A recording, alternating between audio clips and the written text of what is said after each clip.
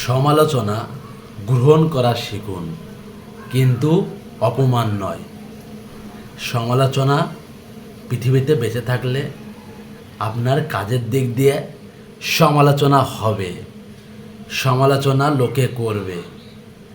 আপনি ভালো খাবেন, ভালো পড়বেন, আপনার মতো আপনি চলবেন, আপনার অ্যাটিটিউড নিয়ে আপনি চলবেন, আপনার পাশের লোক আপনাকে সমালোচনা করবে।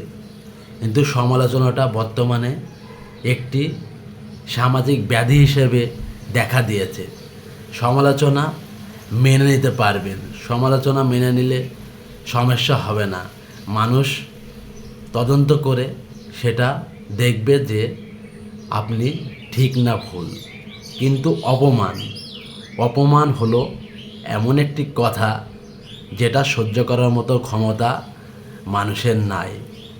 মানুষ সব কিছু সহ্য করতে পারলেও অপমান জিনিসটা সহ্য করতে পারে না।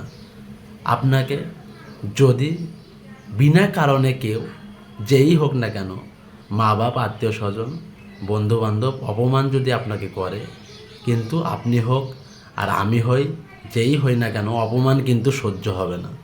অপমান সহ্য করা জিনিস না। যে কোনো কাজে মানুষের সামনে আপনি একটা সম্মানিত ব্যক্তি, কিন্তু আপনাকে হেয় প্রতিপন্ন করা হলো, অপমান করা হলো। এই অপমানের জবাব আপনাকে যেভাবেই হোক দিতে হবে। অপমানের জবাব যদি আপনি না দিতে পারেন, তাহলে আপনি প্রকৃত একজন মানুষ না। আপনি মানুষ হতে পারেননি যদি তার মুখের ওপরে অপমানের জবাব না দেন। প্রতিটি ক্ষেত্রে আপনি যখনই কারোর দ্বারা অপমানিত হবেন, তাকে মুখের ওপরেই অপমানের জবাব দিন।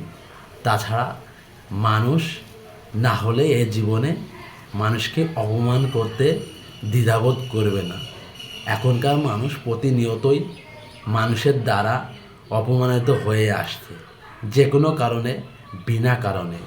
এই অপমান দ্বারাই মানুষ তাদের জীবনকে মৃত্যুর দিকে ঠেলে দিচ্ছে। অপমান একটি বড় বর্তমানে সামাজিক ব্যাধি হিসেবে দাঁড়িয়েছে।